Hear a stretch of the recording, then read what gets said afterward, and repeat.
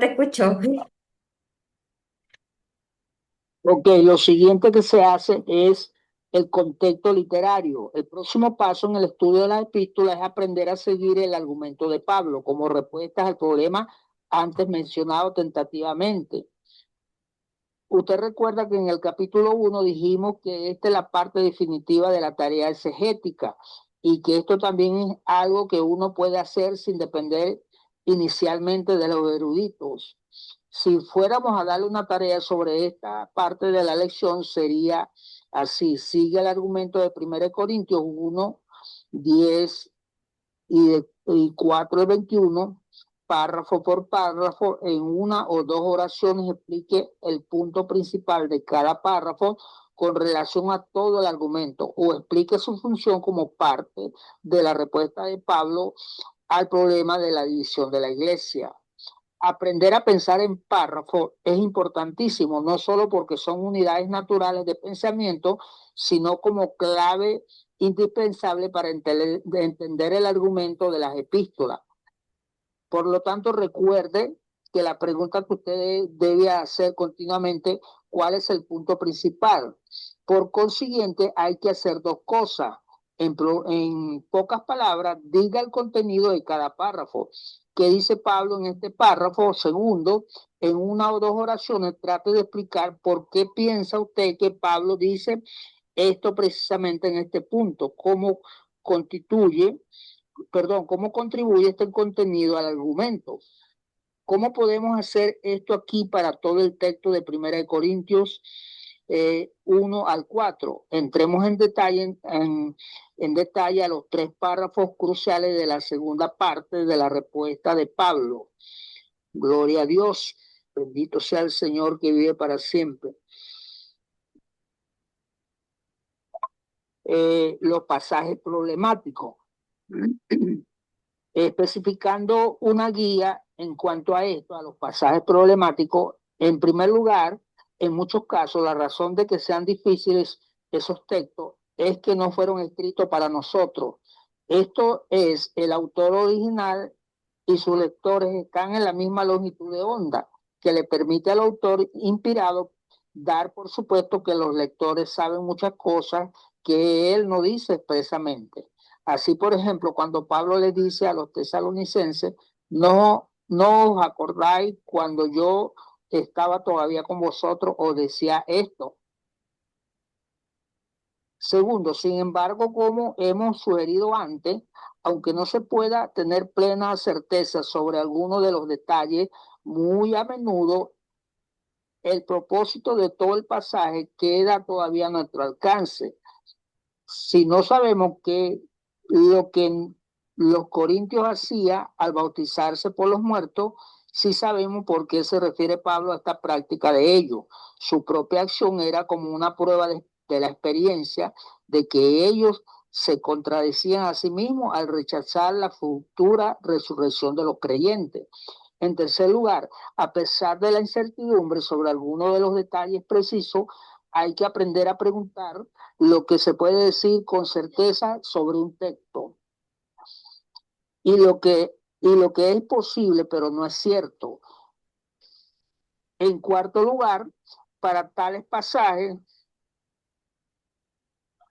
hay que consultar los comentarios, como indicamos en el apéndice. Es la manera de tratar esos pasajes lo que separa los buenos comentarios de los demás. Los buenos hacen una lista de las diversas opciones y las comentan brevemente, por lo menos, e indican las razones en pro y en contra de las soluciones sugeridas. Puede que usted no esté de acuerdo con lo que decida el comentarista, pero hay que estar informado sobre la variedad de las opciones. Y por último, se sugiere que ni aún los eruditos tienen todas las respuestas, pues estar seguro de que donde no haya entre 4 y 14 opciones viables en cuanto al significado de un texto, aún los eruditos están adivinando. Los textos como 1 Corintios 15, 29 no deben servir para hacernos sentir humildes. Este capítulo, sin embargo, no es sino la mitad de la tarea. Es la primera mitad esencial, pero ahora queremos seguir adelante y preguntarnos cómo se nos aplica estos textos a nosotros. Es muy importante, ¿verdad? Conocer, ¿verdad? La profundidad de estas epístolas. Hemos aprendido lo que es la palabra de Dios expresada en ellos. ¿Cuál es su palabra para nosotros? De esto se trata el capítulo siguiente. Dios le bendiga, hermana, y perdonen que no haya estado eh, directamente con ustedes, pero he aquí los audios. Amén.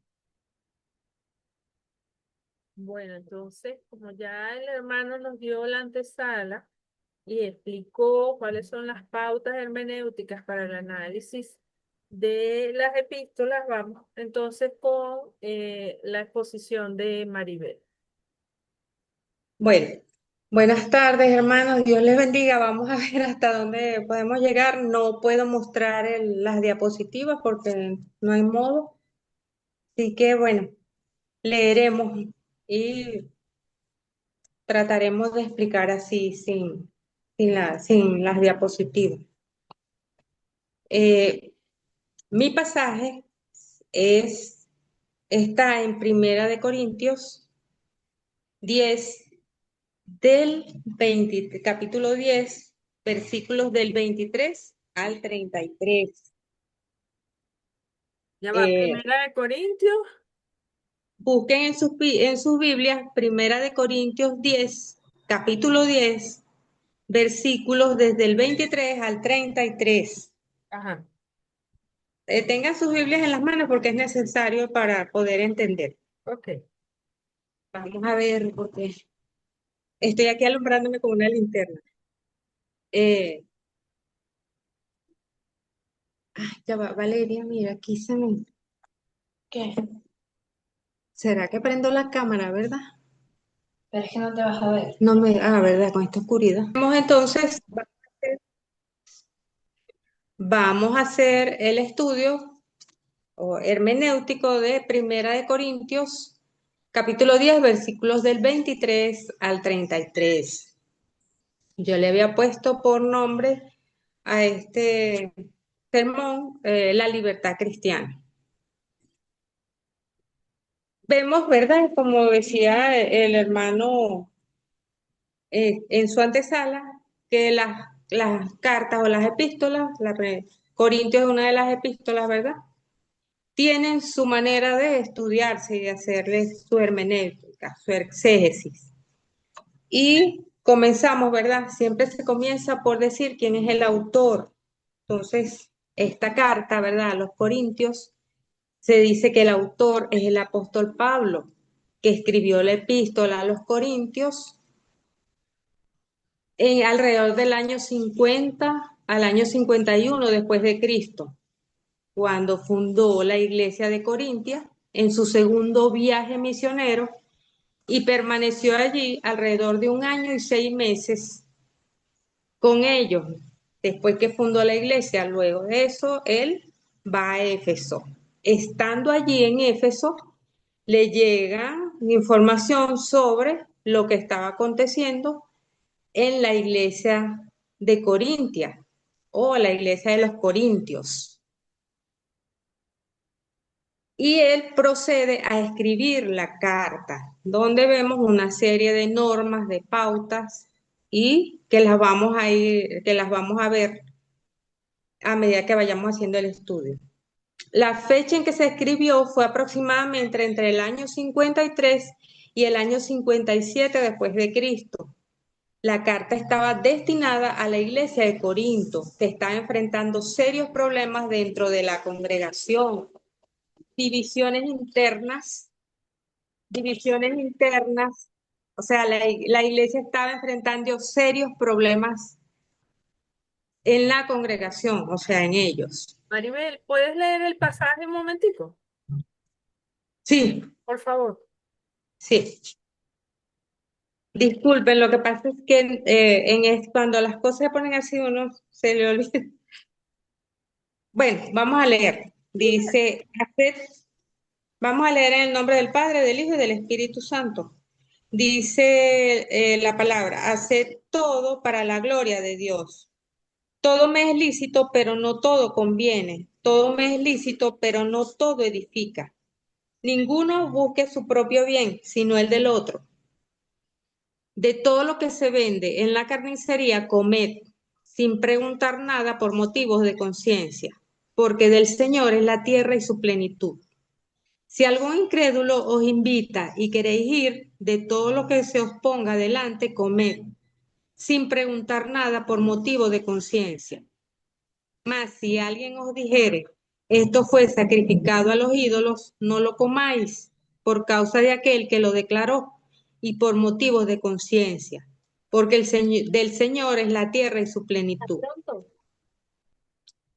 La conciencia, digo, no la tuya, sino la del otro, ¿por qué se ha de juzgar mi libertad por la conciencia de otro?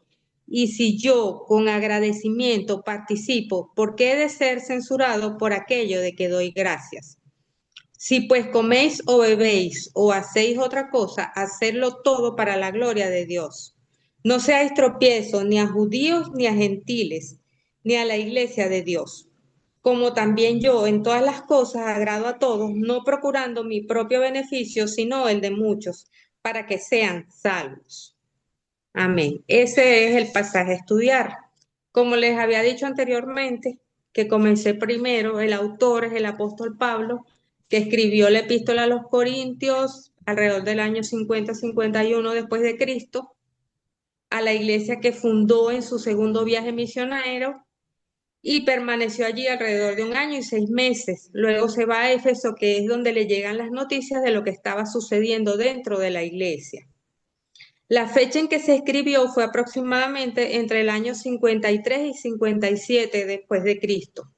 La carta estaba destinada a la iglesia de Corinto, que estaba enfrentando serios problemas dentro de la congregación. Había divisiones internas, inmoralidad sexual, conflictos legales, dudas doctrinales que entre esas dudas, esta es la que vamos a estudiar, comer carne sacrificada a los ídolos.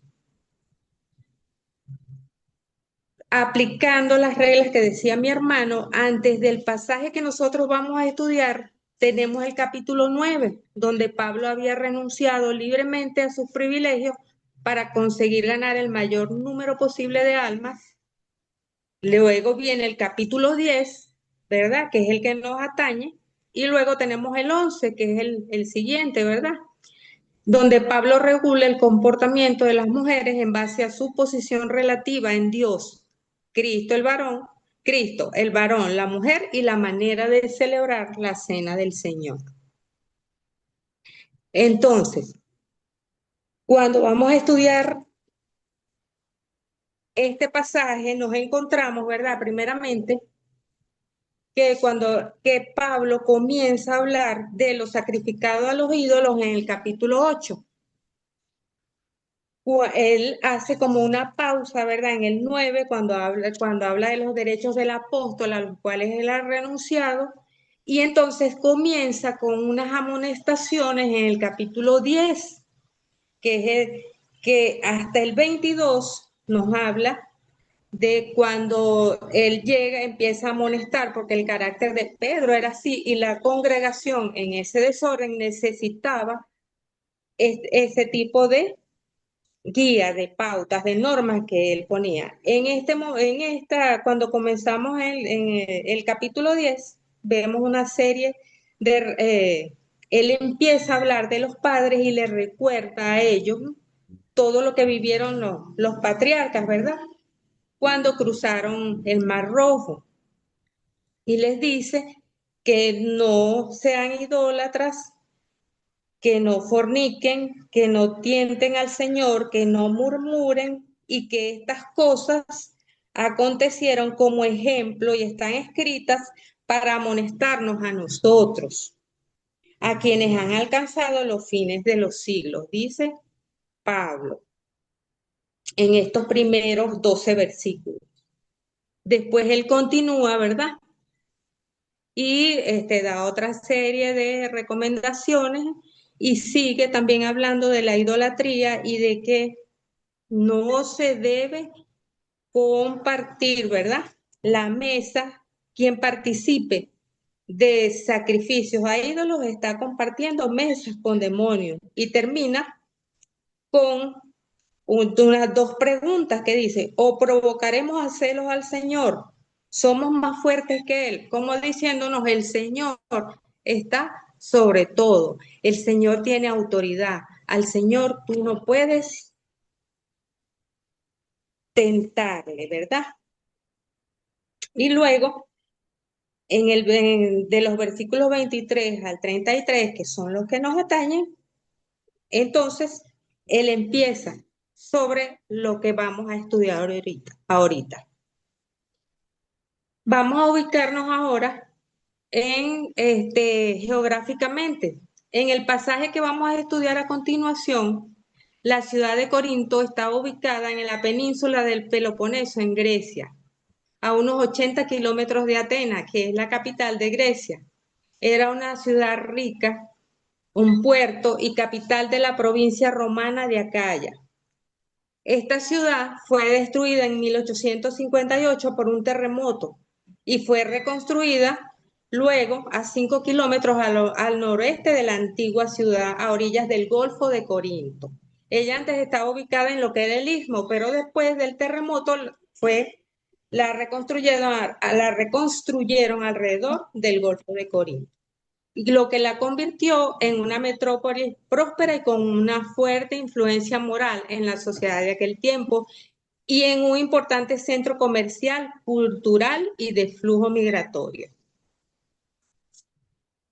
Corinto, al ser un puerto estratégico, la ciudad tenía un gran movimiento económico, cultural y social. La vida diaria combinaba una inmensa riqueza comercial con fervor religioso y un estilo de vida famoso por sus excesos, tanto que acuñaron el término corintizar, que significaba vivir una vida promiscua y disoluta. Eso lo tenemos en lo que es el contexto social.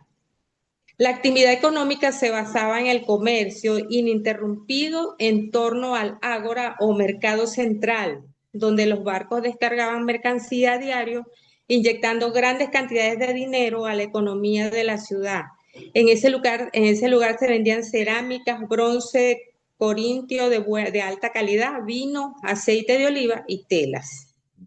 También tenían como trabajo el arrastre de barcos de un mar a otro a través del istmo, y eso traía turismo y grandes cantidades de viajeros, mercaderes y marineros de diversos grupos étnicos que inyectaban dinero constante a la economía local.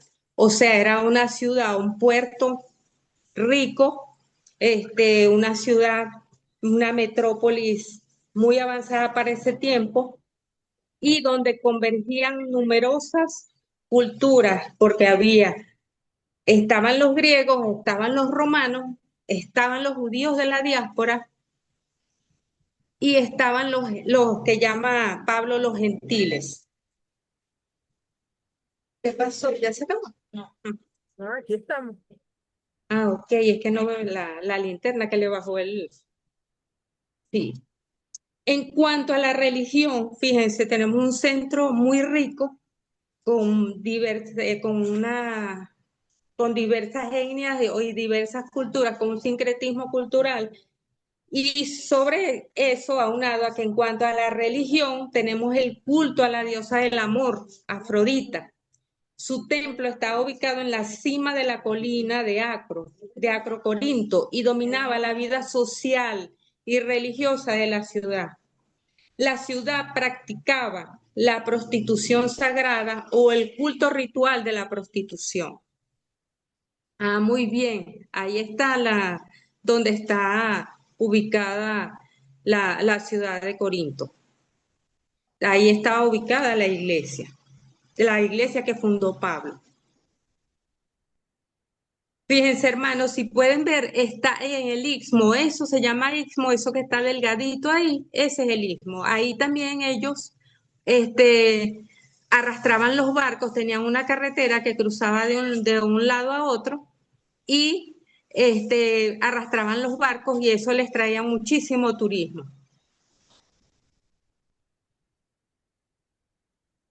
Como seguíamos diciéndole en parte, la religión, ¿verdad? Sabemos que tenemos una cultura, como lo leímos anteriormente, helenística, o sea, griego, junto con la, la, la cultura romana, porque el imperio romano conquista a Grecia y también instala su cultura, entonces tenemos eso allí.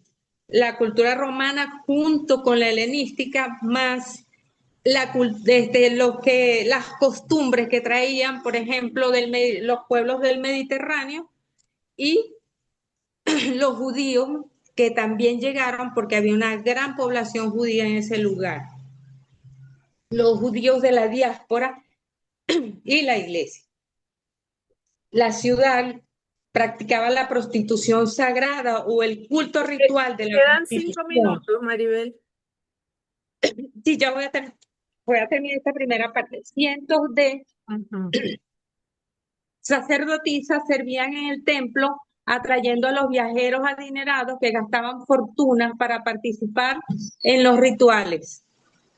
Y la vida nocturna y el libertinaje eran comunes. Era una sociedad multicultural, como les dije. En sus calles convivían griegos, romanos, esclavos liberados, marineros extranjeros y una gran comunidad judía.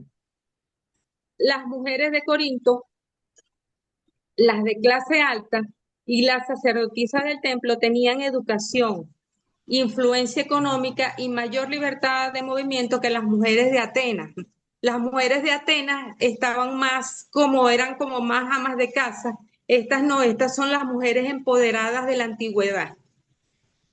En este contexto, Pablo le escribe a los cristianos de la iglesia de Corinto y en el pasaje que vamos a estudiar a continuación, el apóstol dicta las pautas a seguir sobre dónde y cuándo puede y no se puede comer de lo sacrificado a los ídolos, porque eso fue una de las preguntas o uno de los desórdenes que le llegó a oídos de Pablo cuando estaba en Éfeso. Y Pablo comienza en este pasaje, ¿verdad? En el versículo 23, repitiendo lo dicho en el versículo 6:12, pero esta vez en primera persona. Lo dice, todo me es lícito, pero no todo conviene, todo me es lícito, pero no todo edifica. Es decir, con esta pauta o norma donde todo creyente dentro de la libertad de Cristo que Dios le ha dado debe estar atento a no ser tropiezo a un hermano, más bien tiene que buscar el bien de él por encima del propio. El apóstol retoma el tema del capítulo 8 que ya les mencioné, que es el comer de lo sacrificado a los ídolos, y comienza a dictar normas claras y muy sencillas a partir del versículo 24. Vamos a leer el versículo 24, lástima que no tengo la diapositiva. Dice, ya leímos el 23, ¿verdad? Y como una de las normas que dijo el hermano, esto hay que leerlo en párrafo para poderlo entender. Un momentico, Entonces, Maribel, un momentico. Esto ajá, es todo el mapa del Imperio Romano. sí, Ajá.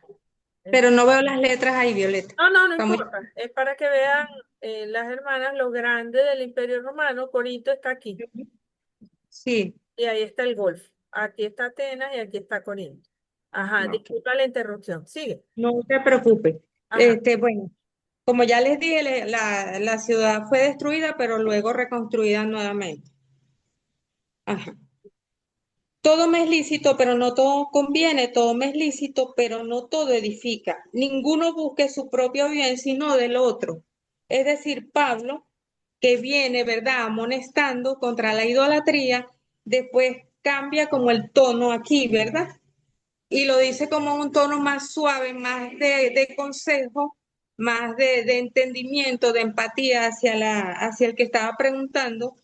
le dice, todo me es lícito, pero no todo conviene, todo me es lícito, pero no todo edifica, ninguno busque su propio bien, sino el del otro. O sea que tenemos que el bien del prójimo por encima de lo que nosotros queramos hacer dentro de nuestra libertad y de nuestra madurez en la fe. Porque nosotros podemos hacer cualquier cosa, ¿verdad? Vamos a decirle cualquier cosa, pero no, esa no es la palabra. Nosotros podemos ir a una fiesta, por ejemplo, y sabemos que no vamos a caer, ¿verdad? No vamos a emborracharnos, no vamos a hacer X cosas, porque no vamos a ofender al Señor, porque lo entendemos. Pero un nuevo creyente, y eso siempre lo ponen de ejemplo, que por ejemplo, él eh, saliendo del alcoholismo y tú no le vas a ofrecer una copa, ¿verdad? Lo vas a llevar a una fiesta. Tienes que ver el bien de él por encima de lo que tú quieras hacer, sabiendo que tú no vas a caer. Aunque Pablo da una advertencia en el versículo 12 cuando dice, así que el que piense estar firme, mire que no caiga. Ya va, aquí comenzó a llover y está venteando. Mire que no caiga. Entonces, tenemos, por sobre todas las cosas, como dice él, tenemos que buscar el bien del otro por la fe débil de él, no por nosotros, si nosotros creemos que estamos bien, siempre buscando el bien del otro. Ese es uno de los consejos de Pablo y lo hace en el versículo 23 y 24. En los versículos 25 y 26 nos presenta el primer caso de todo lo que se vende en la carnicería, comer sin preguntar nada por motivos de conciencia, porque del Señor es la tierra y su plenitud. Es decir, fíjense, nos vamos a conseguir la palabra conciencia cuatro veces en este pasaje. Quiere decir que esa palabra es clave dentro del pasaje. Vamos a conseguir la orden de comer, vamos a conseguir varias veces también dentro del pasaje, que es una orden que Pablo da. Porque el verbo comer está en imperativo, que es una orden. Dice de todo lo que se vende en la carnicería, comer sin preguntar nada por motivo de conciencia, sin preguntar nada por motivos de conciencia. Les voy a decir que las carnicerías no es como ahora. En Corinto las carnicerías estaban al lado de los templos paganos, porque la carne que se sacrificaba a los ídolos no se consumía completa en los banquetes de rituales que hacían, entonces ellos los vendían en las carnicerías para que los distribuían en el pueblo, los distribuían al pueblo, los distribuyeran, perdón, al pueblo. ¿Qué pasa? Pablo sabe esto, el que preguntó lo sabía, ¿verdad? Pero, ¿cómo hacer para comer si me invitan? Que es el versículo siguiente. Entonces Pablo les indica, ¿verdad? De todo lo que se vende se puede comer sin averiguar. ¿Por qué? Fíjense, porque él cita el Salmo 24:1 del versículo 26 que lo utilizaban para bendecir la comida.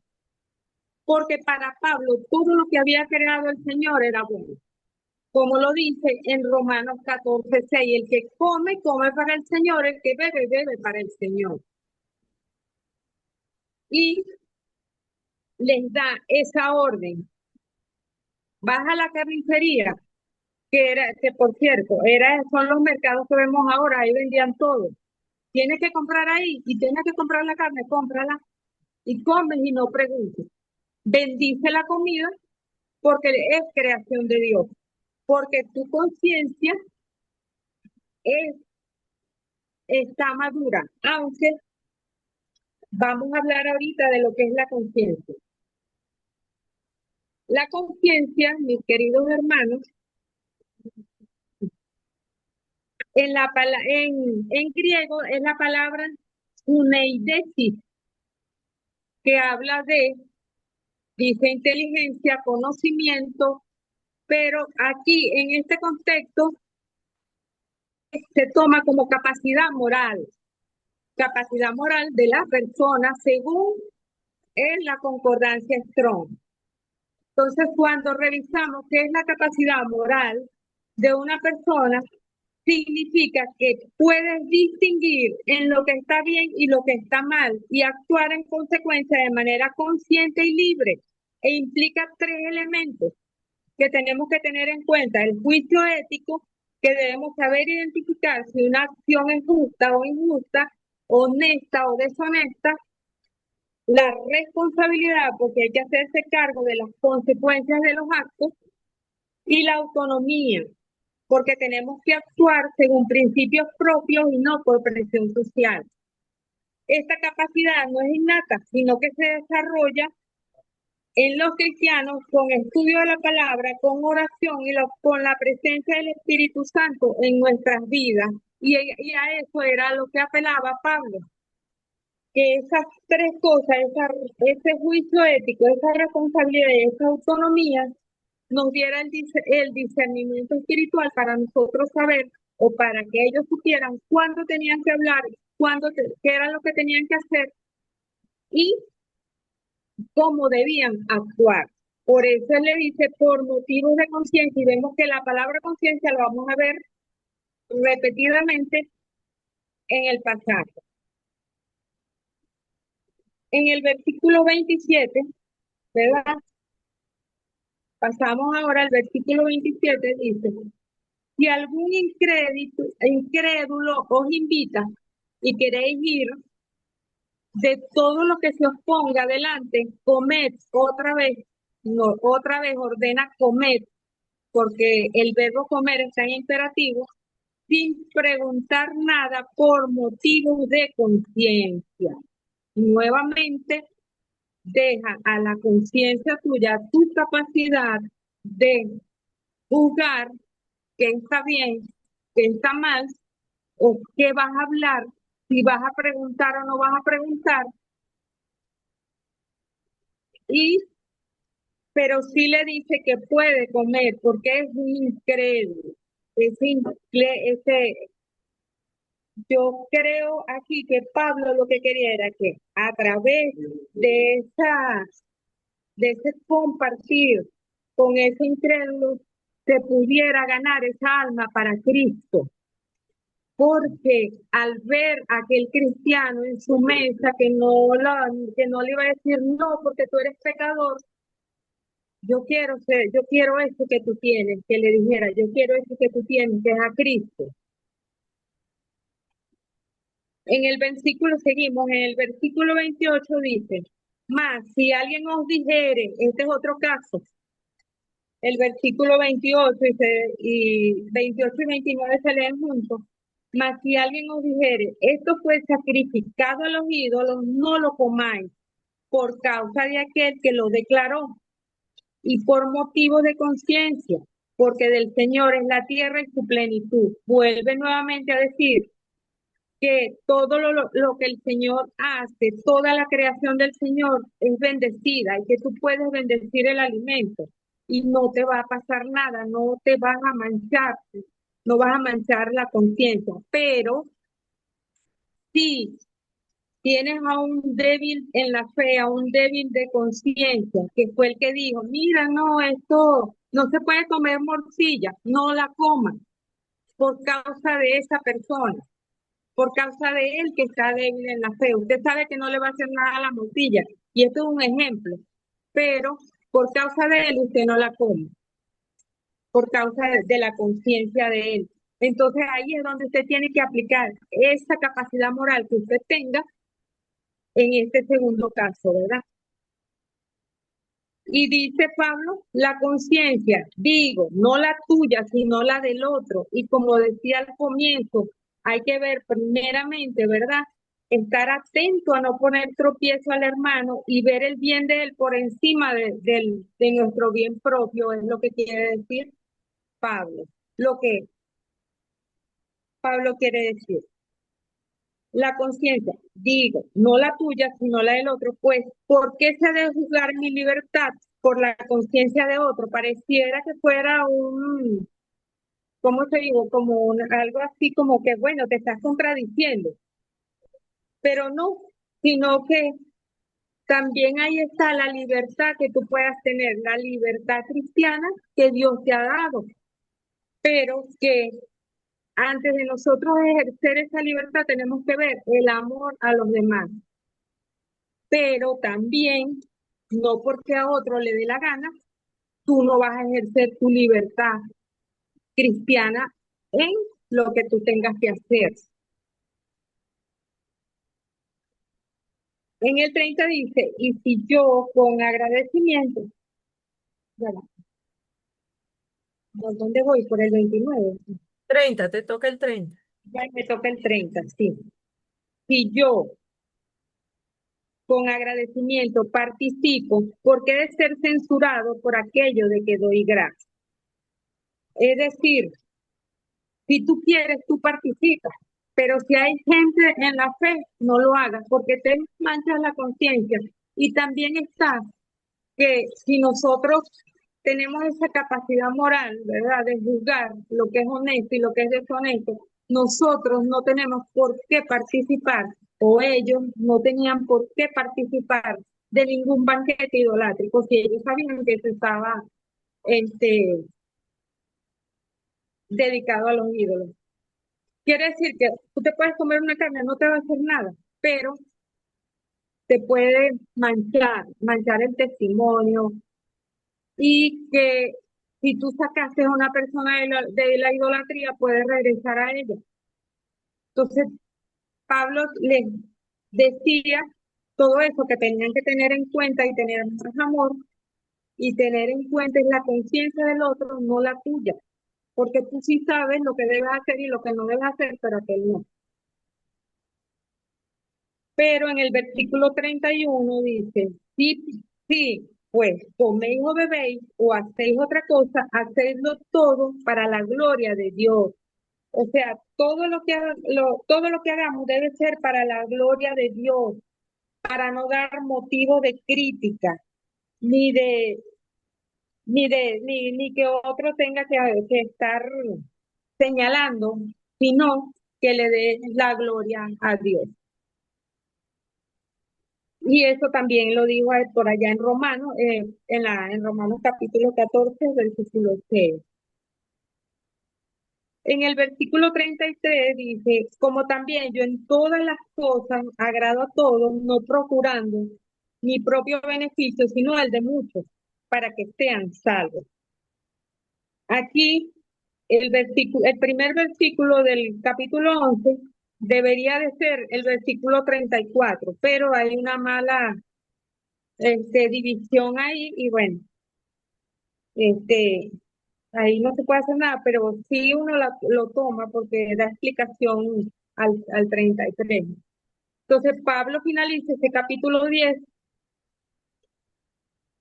con la mayor norma de todo, hacerlo todo para la gloria de Dios. Aplicando esta norma, nadie